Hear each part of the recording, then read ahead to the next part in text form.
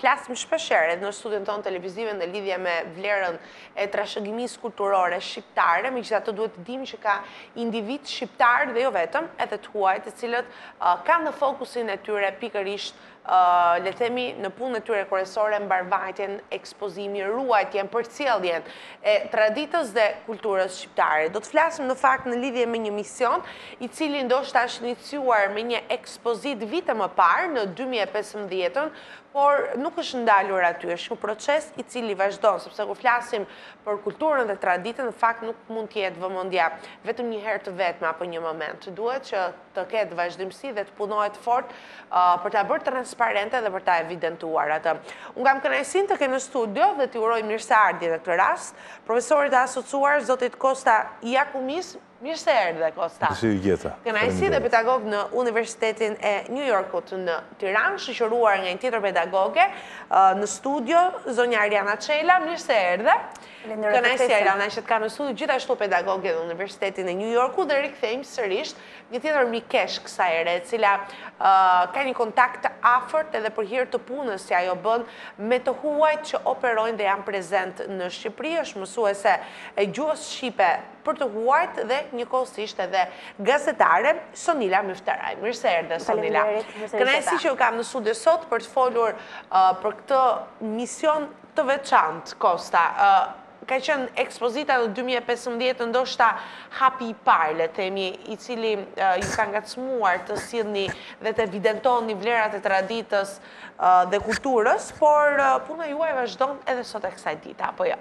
Është vërtet.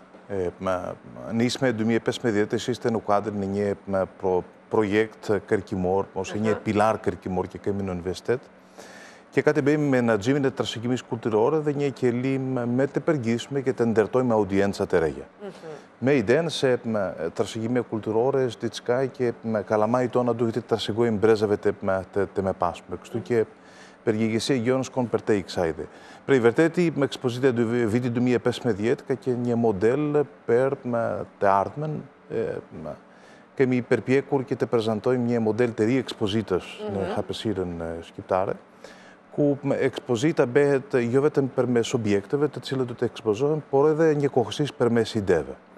Ekspozita ka patur me temen ujë në artë dhe zejtarinë e rajonin e Beratit, edhe me këtë mënyrë ka mundësuar bashkimin e objekteve heterogene, nga ekspozita fotografike të urave, fjala vjen, të shekullit të tretë, ose të katërt pas Krishtit, ose të urnave ku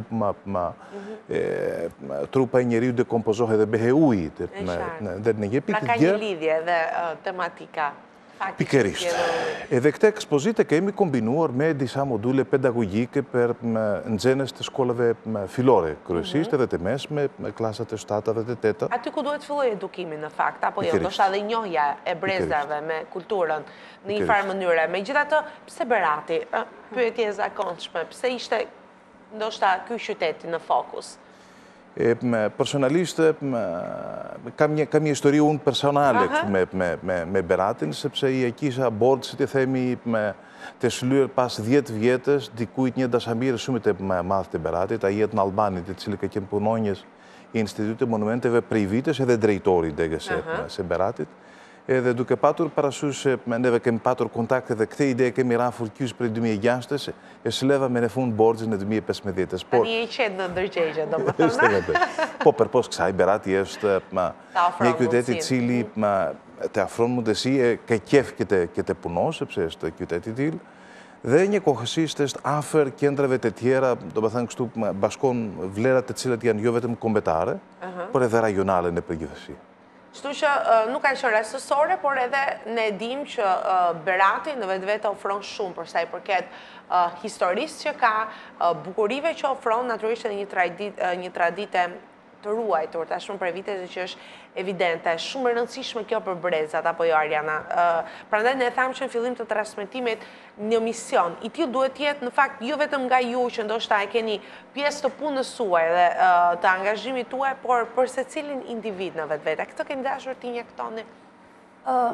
Shpesh na ka ndodhur kur udhtojmë në shumë vende të tjera, kemi parë modelet menaxhimit trashëgimisë kulturore për cilat jemi impresionuar dhe kur jemi kthyer në Shqipëri, mendojmë që sa të pasur jemi dhe në të njëjtën kohë jo domosdoshmërisht kemi ditur të demonstrojmë realisht se çfarë kemi nga pikpamja e trashëgimisë kulturore. Kështu që ndaj ky ka qenë dhe fokusi ynë, të sjellim trashëgiminë kulturore në vëmendjen e duhur, pasi vërtet duhet jemi krenar për çfarë kemi dhe absolutisht kemi shumë për të mësuar nga eksperjenca mbarbotrore për sa i përket mënyrës se si menaxhohet trashëgimia kulturore. Dhe nëse do flasim për menaxhimin e trashëgimisë kulturore, jo vetëm nga këmbvështrimi i themi aktorëve të cilët menaxhojnë trashëgiminë kulturore, sikurse drejtorët e drejtorive që mbulojnë çështjet e kulturës, apo dhe drejtorët apo menaxherët e muzeve, por në fakt duhet të vijë dhe në fakt theksi është që duhet të përqendrohemi më shumë për të rritur ndërgjegjësimin e banorëve të qyteteve të cilët janë pronar të objekteve të trashëgimisë kulturore. Dhe në mënyrë të veçantë, sikurse dhe juve përmendët pak më përpara, ku ka më bukur që gjithë kjo fusha ndërgjegjësimi të nisi pikërisht nga brezat e rinj, pikërisht nga fëmijët e shkollave. Edukohen pra me këtë lloj le të themi ndjesie. Absolutisht.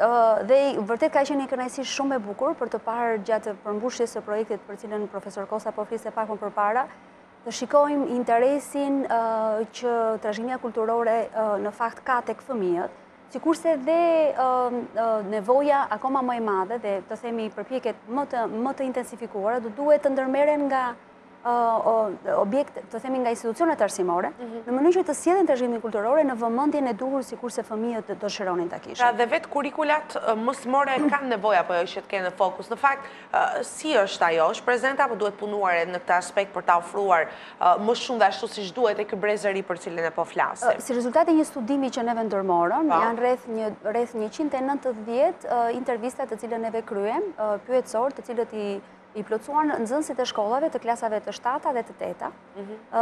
Dhe si rezultat i këtij studimi u dëshmua që shumica e nxënësve kanë shkuar dhe kanë vizituar muzeet e qytetit të Beratit, dhe kjo si rezultat kryesisht i përfshirjes në kurrikulat e tyre. Dhe kjo ishte një dëshmi e bukur të themi, domethënë shumë bukur që në fakt është pjesë e kurrikulave këto vizita, por në fakt është akoma më shumë që duhet bërë për të intensifikuar këto lloj vizita dhe mos të mbeten aq statike, aq të shkëputura nga ku objektet e trashëgimisë kulturore demonstrohen. Ishte interesante ndërgjetjet e studimit që më të kënaqur me vizitat ishin në nxënësit femra, vajzat, se sa djemtë, dhe ishte shumë e bukur për të kuptuar. Por edhe kjo statistikë, për të parë edhe interesin si ndahet midis gjinive. Kishte shumë prej tyre të cilët kanë shkuar dhe kanë vizituar muzet, si rezultat i propozimeve ose të themi ofertave të cilët ju është parashtruar nga gjyshërit në mënyrë të veçantë, ishte shumë interesante, ose prindrit e tyre. Ishte vërtet interesante kur ishte një pyetje çfarë do donin të ishte ndryshe në muze. Kërkonin praninë e një Ciceroni, kërkonin praninë e një personi cili t'i shoqëronte, pra çështja e interpretimit të objekteve trashëgimisë kulturore shumë interesante. Dhe një informacion dhe të fakt duhet jo vetëm ta shohësh apo po dhe dikush me përpikmëri le themi të ofron informacion që atyre mund t'i ngulitet mjaft mirë apo jo. Absolutisht. Shtojnë Cicerone, por problemi është se guida shpesh herë nuk përshtatet moshave dhe nevojave të secilit. Pra një guidë përdore për gjitha grup mosha, ndërkohë duhet që t'i adresohet pikërisht kësaj kategorie të ndarë. Një tjetër ishte edhe përsa i përket ndriçimit në muze që t'jetë pak më e ngrohtë nga pikpamja. Dhe ishte interesante që kishin kapur edhe elemente të tillë, dhe që ishte shumë interesante gjithashtu edhe ekspozimi i objekteve të trashëgimisë kulturore jo krejtësisht të shkëputura nga mënyra se si ata jetojnë, pra të ishte më afër komunitetit. Dhe në fakt kjo ishte qasja të cilën neve propozuam nëpërmjet projektit e muzeve lëvizës, pra jo domosdoshmërisht vizitorë të shkojnë në muze, por në fakt objektet trashëgimisë kulturore të vinë më afër komunitetit nëpërmjet ekspozitave shëtitëse. Dhe kështu në një farë mënyrë rritet audienca, pikërisht në qytete kur flasim si qyteti Beratit, por absolutisht është një shembull i cili mund të replikohet në shumë qytete të tjera të Shqipërisë. Po pra, është vetëm një ngacmim, është vetëm një projekt konkret Berati, por kjo gjë mund të aplikohet më së miri në disa destinacione të Shqipërisë, është shumë e rëndësishme për Sonila në një farë mënyrë trashëgimia për cilën ne flasim apo jo dhe transmetimi në vazhdimsi i këtyre vlerave. Po, është e vërtet. Ne kemi, siç u përmendet edhe më përpara, kemi një vend që ka shumë gjëra që duhen ekspozuar dhe vërtet që duhen vënë në dukje të gjitha vlerat që ne kemi. Për mua ka qenë shumë bekim që të kem të huaj për rreth që e tregojmë më së miri dëshirën për të shkuar në këto vende si në muze të ndryshme, për të shkuar në përvende të ndryshme dhe është shumë kënaqësi, domethënë sepse interesi i tyre është shumë i madh. Dhe shpeshherë çfarë unë doja që të thoja është që ndonjëherë ne harrojmë këto vlera që ne i kemi tashmë. Ndonjëherë dëshira është për të shkuar dhe për të vizituar një vend tjetër, por ama ne akoma nuk kemi zbuluar shumë vende që janë në Shqipëri. Të shkosh në për kala të ndryshme, të vizitosh muze të ndryshme, është një pasuri e madhe që ne kemi.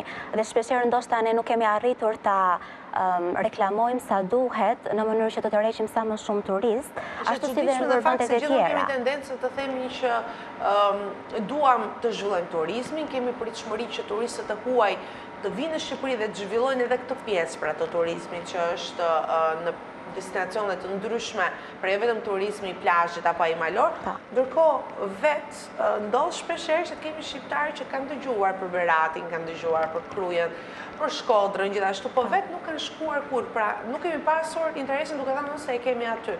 Dhe është vërtet për të ardhur keq kjo gjë, domethënë. Është me vërtet. Unë vetë si person kam udhëtuar shumë nëpër Shqipëri, përveç pjesës së veriut, jam e sinqertë që nuk e kam eksploruar aq sa duhet. Për dëshirë personale apo punat ka bërë që ti të shkosh ta bësh një gjë të tillë? Ka pasur shumë udhëtime që janë organizuar me shoqërinë tonë, me grupin tonë shoqëror në vende të caktuara dhe kam pasur mundësi të shikoj kalan e Beratit, kalan e Shkodrës, kam qenë në Apolloni, kam qenë në Butrind patjetër dhe i kam eksploruar me një dëshirë shumë të madhe dhe kam shkuar jo vetëm një herë, por edhe disa herë. Për shembull, të qëndrosh lart te kalaja e Shkodrës është një mrekullim vetë, të shikosh gjithë qytetin përmes një lartësie, si është lartësia e kalas së Rozafës, dhe të shikosh bukurinë përreth dhe të eksplorosh patjetër ndërtesën dhe të shkosh pak më thellë në historinë dhe në atë traditën kulturore që na është dhënë, që na është pasuruar në vazhdimsi dhe që patjetër ne duhet ta themi dhe jo vetëm kaq, po ta lënë tek të tjerë, tek brezat e tjerë,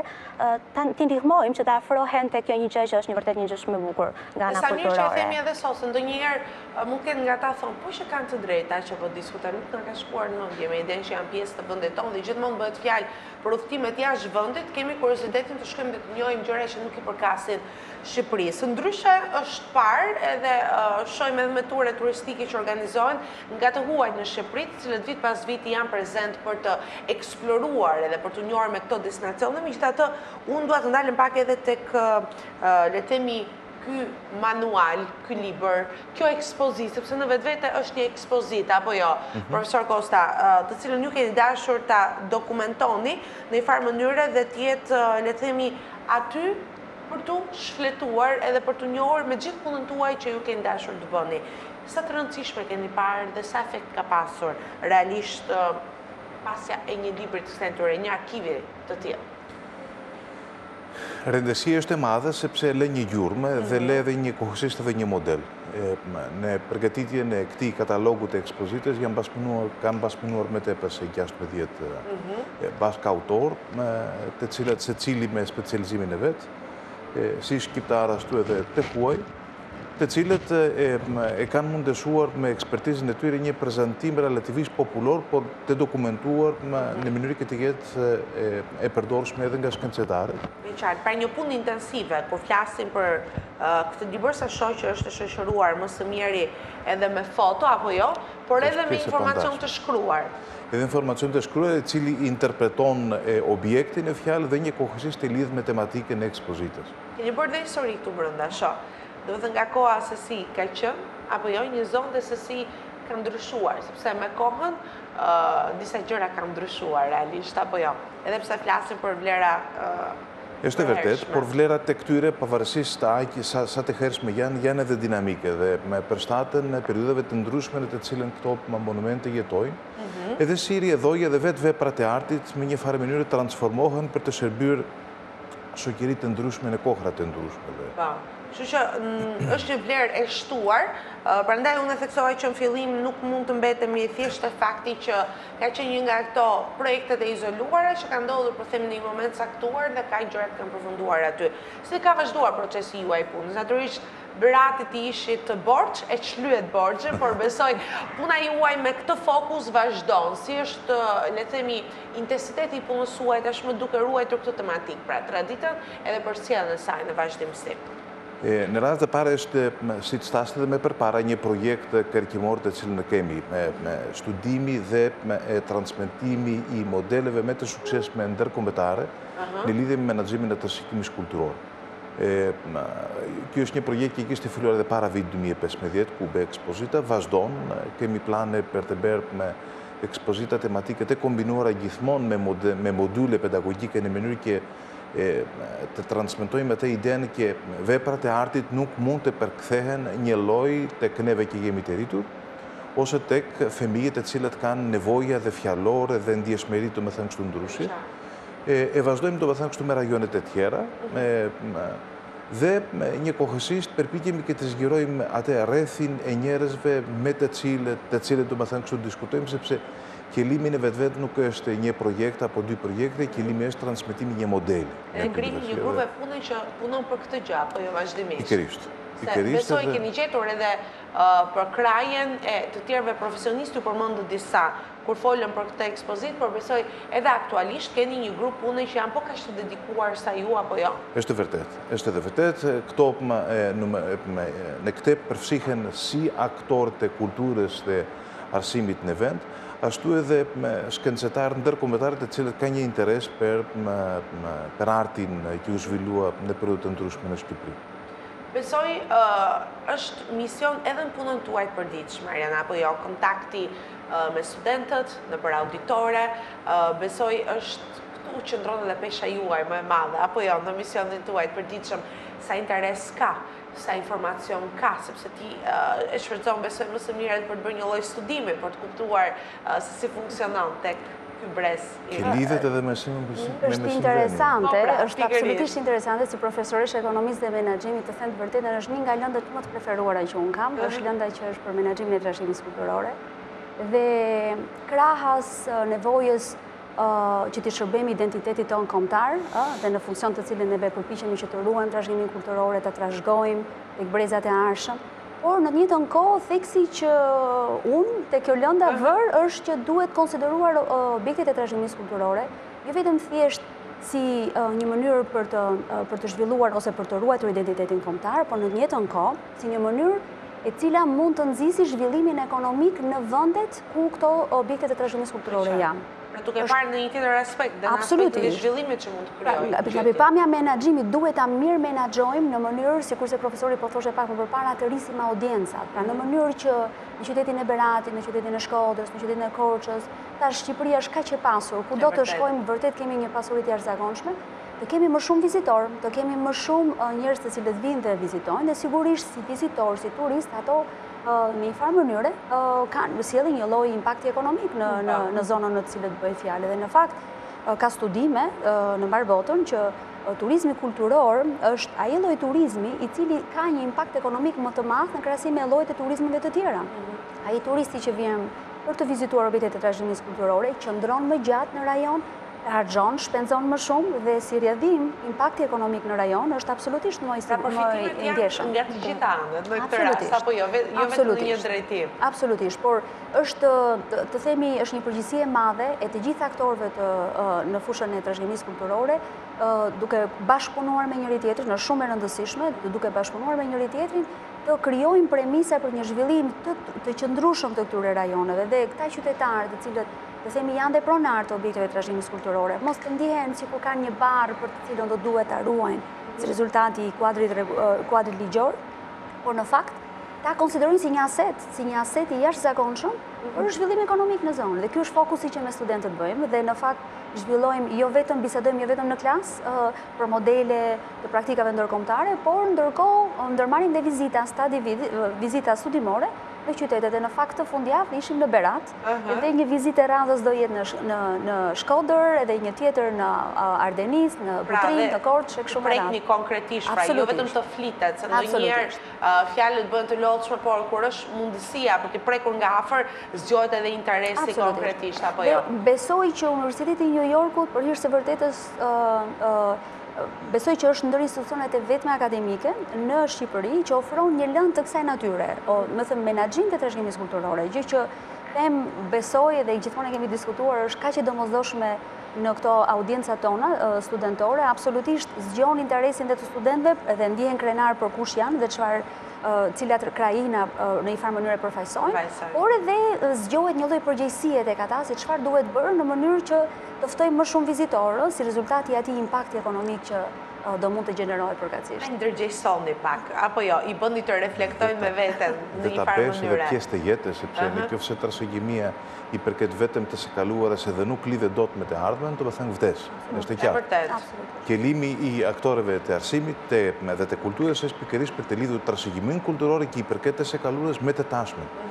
Pra, unaza ose ora që po vesh në juve, do të thënë kështu është po aq e rëndësishme si objekt në vetë, aq se është edhe tek juve, do të thënë kështu si në tërësi, po ashtu edhe trashëgimi kulturor.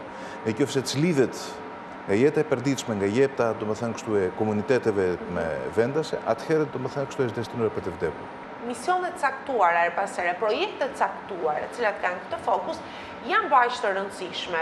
Vërtet puna vazhdon zinxhir, por projekte të cilat ndodhin në një kohë caktuar sërish ka një vlerë të veçantë. Kurse një projekt që ju jeni pjesë aktualisht apo jo, Senla, më trego pak më tepër ndërmjet kujt ndodh dhe çfarë ka në interes në fokus kryesor. Dakor, faleminderit.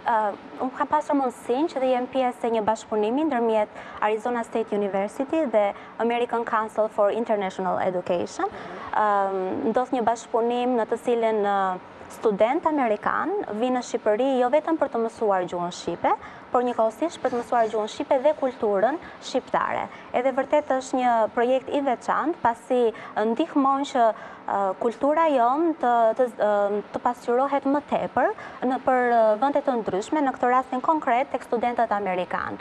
Dhe gjatë verës pata mundësinë që të jap gjuhën shqipe si një lëndë të Arizona State University, të Universitetit të Arizonës në Amerikë, dhe gjithashtu pata privilegjin që ta shoqëroj studentin tim në orët kulturore në vende të ndryshme dhe kemi qenë pjesë vizitave tek muzeu kombëtar, patjetër tek muzeu etnografik, kemi shkuar në Krujë në të dy muzeet që ndodhen në Krujë, kemi pasur mundësi që të eksplorojmë dhe vende të tjera, duke shkuar edhe tek liçeni, te parku i liçenit, duke shkuar në Dyte përmes teleferikut, në Porto Palermo, por gjithashtu edhe vende të tjera, për shembull duke vizituar xhamin në qendër apo kullën e Sahatit.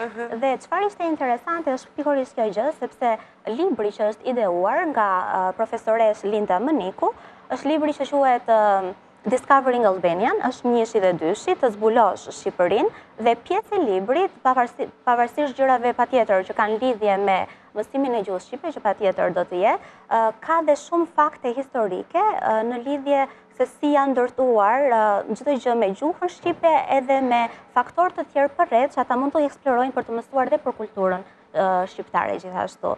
Kështu që ishte vërtet një mundësi e jashtëzakonshme për të shprehur disa gjëra që ndoshta nuk kam pasur mundësi të shpreh gjithmonë gjatë një mësimdhënie me të huaj të tjerë, sepse tani jo vetëm jap shqip aty, por kam edhe këtë akses që të mund të flas më tepër edhe për kulturën shqiptare. Në fakt, si shpërjetimi dhe interesimi i studentëve të huaj kundrejt një kulture të re për ta, sikurse është kultura shqiptare, në këtë rast dhe eksplorimi i destinacionit, cilat janë mbresat, ndoshta se ne kur themi mbresa presim vetëm egzaltim nga natyre, pëlqim, por mund të ketë edhe gjëra që nuk parapëlqejnë, do të thotë është një gjë më së normale. Si ka qenë ky përjetim duke qenë se ka qenë fare pranë impaktit që ata kanë marrë realisht?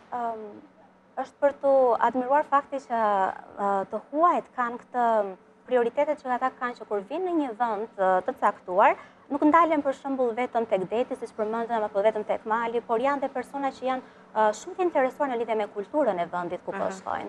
Dhe patjetër që muzeet janë edhe pjesë e vizitave të tyre. Shpeshherë kemi folur në lidhje me Krujën, për shembull, që është mrekullueshëm sepse është shumë afër nga Tirana dhe mund të shkosh atje për të parë Kemalin, që është, nëse qëndron ne të gjithë e dim sepse kemi shkuar, është një pamje përrallore, është një pamje shumë e bukur. Dhe fare pranë, në shmali dajtit pra që kemi. Edhe për të parë, do më thënë gjithashtu për rreth, edhe për të parë dy muzet që ndodhen në Kruj. Dhe në përgjithësi interesimi ka qenë i madh nga ato huaj për të mësuar më tepër se sa gjua, për të eksploruar vende që nuk janë eksploruar më përpara, ndoshta edhe nga vetë ne. Për shembull, më duhet të përmend që kur do ishte bëj vizitën tek Muzeu Etnografik në Tiranë, disa persona shqiptar në fakt nuk e dinin as ku ishte Muzeu Etnografik, por dinin vetëm Muzeun Kombëtar. Dhe kjo është pak për të ardhur keq, por ama në të njëjtën kohë na bën që të mendojmë se si mund të pasqyrojmë çdo gjë që është pjesë e jone e trashëgimisë tonë kulturore tek ata që kemi impakt, domethënë. Profesorët kanë impakt në dhënien e mësimit tek studentët e tyre, unë kam impakt tek të huaj që u jap mësimin e gjuhës shqipe, dhe secili prej nesh individualisht ka një impakt tjetër, një ndikim tjetër, që patjetër duhet ta kemi parasysh edhe ta përdorim më së miri këtë mundësi. Ta shfrytëzojmë për së miri. Profesor Kosta, më kurioz të di, kur ju keni nisur punën në këtë aspekt në Shqipëri, ju ka bërë përshtypje interesi shqiptarëve për vetë trashëgimin e tyre, sa të përfshirë kanë qenë, se ndoshta sot janë përfshirë rrugës, keni parë se si ka evoluar interesi, po në ato fillime për shembull, sa të përfshirë dhe të informuar kanë qenë shqiptarët. Çështja e vërtetë është se informimi ka qenë i pakët, por ka një shpjegim për gjatë kohës e monizmit, edhe pse trashëgimia kulturore ishte mbrojtur nga shteti, ka patur një proces shkëputjeje të objekteve, të artit prej komuniteteve të cilët i kanë krijuar, veçanërisht objekte fetare të artit, por njëkohësisht një lloj muzealizimi të këtyre objekteve, pra të shkëputura nga ambientet e tyre dhe të ekspozuara në vende si muze, po për një mënyrë e cila nuk do të shërbente kaq shumë artit, por vetë politikës. Me qartë.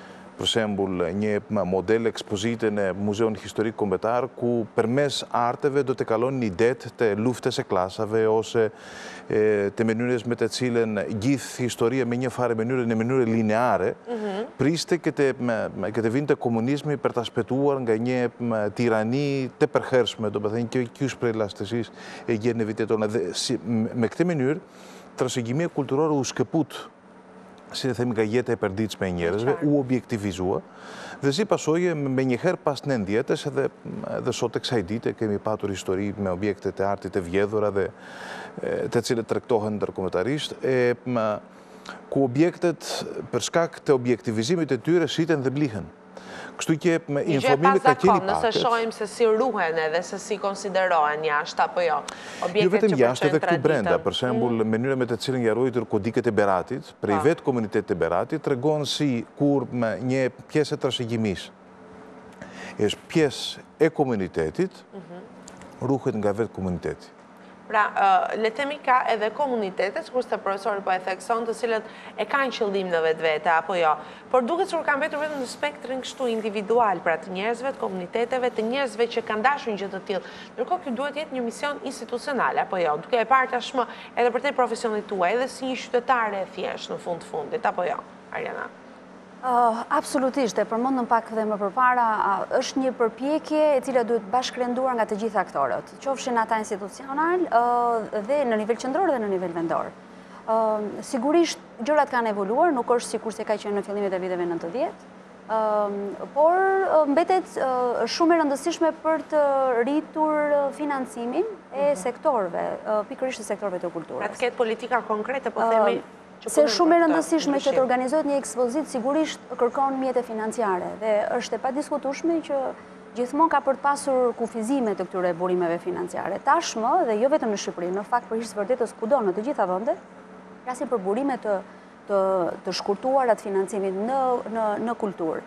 Dhe ndaj është e nevojshme që menaxherët e trashëgimisë kulturore, drejtorët e muzeve kudo qofshin, duhet që të trajnohen në një farë mënyre për sigurimin e fondeve financuese gjetk, jo vetëm nga buxheti i shtetit. Në këto kuptim, do thoja, në nivel institucional do kërkoheshe një mbështetje më e madhe për të gjithë këta drejtues muzesh apo të objekteve trashëgimisë kulturore që i kemi në të gjithë vendin, të trajnoheshin për të aplikuar për projekte gjetk. Ka goxha, të themi, thirrje për projekte në vënde nga më të ndryshmet, ka fondacione të cilët të themi drejtojnë ose sigurojnë fonde pikërisht për projekte në fushën e kulturës. Dhe në këto kuptim është e rëndësishme që këta menaxherët e trashëgimisë kulturore që kemi neve kudo në Shqipëri të duhet të instruktohen, të duhet të trajnohen për mënyrën se si duhet të aplikojnë për projekte. Nuk mund të presim për hir të vërtetës për financime vetëm nga buxheti i shtetit për hir të vërtetës, edhe pse nga pikpamja e buxhetit shtetit ka më shumë për të bërë, ka më shumë vend për të bërë për të financuar për kulturën, por jo vetëm.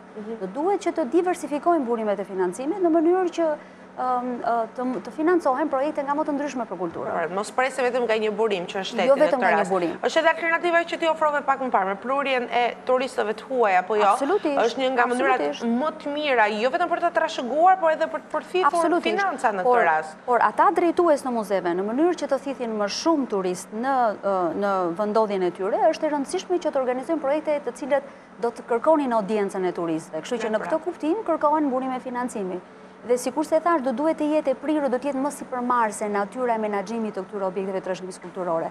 Ka pas qenë konsideruar si një gjë krejtësisht e shkëputur, dihej që buxheti do sigurohej nga shteti dhe vetëm kaq, ndërkohë sot në kohrat e sotme, jo vetëm në Shqipëri, e përmend këtë, ritheksoj këtë gjë, në të gjitha vendet është vjet re një diversifikim i burimeve financimit, sepse është gjithmonë më e vështirë për siguruar fondet aq të nevojshme dhe flasim jo vetëm për organizimin e eventeve, por flasim edhe për restaurimin e objekteve të trashëgimisë kulturore, për të cilën Shqipëria ka një nevojë emergjente. Absolutisht, ka objekte për të cilën ti ndjehesh kaq keq që është e pamundur për të restauruar. Tash jemi të pasur, jemi kaq të pasur me objekte të trashëgimisë kulturore, por në një njëjtën kohë bëhet ndonjëherë dhe e pamundur, edhe pse sikur se përmenda, domethënë ka vend për të përmirësuar, të themi, dhe për të financuar më shumë nga buxheti i shtetit, po jo vetëm nga buxheti i shtetit. Dhe ndaj kërkon se bëhet fjalë për menaxherë të cilët ose drejtues të muzeve, të cilët nuk janë mësuar të kërkojnë fonde gjetë, nuk janë mësuar të shkruajnë një projekt. Dhe në këtë kuptim, një iniciativë institucionale nga institucionet qendrore, kryesisht qendrore do thoja, do duhet që të intensifikoj përpjekjet në mënyrë që këta drejtues të mësojnë, të dinë se si të aplikojnë për projekte, sepse ka thirrje, ka fondacione private jashtë të cilët sigurojnë, ofrojnë grante. Pra ka një interes veçantë në këtë aspekt, edhe mund të jenë shumë mirë përkrahas, apo jo, edhe të projekteve të kësaj natyre. Përmendja e restaurimet, se ne po flisim vetëm për trashëgimin dhe për formën se si duhet ta trashëgojmë tek brezat, tek individet, por mirëmbajtja e tyre është nga pjesët më, le të them, më të veçanta që duhet jetë gjithashtu në fokusin jo vetëm të individëve si ju, por të çdo kujt që merret me këtë punë. Është një nga qëllimet një është ruajtja, e dyta është mirëmbajtja në mënyrë që transmetohet, e treta është prezantimi i këtyre.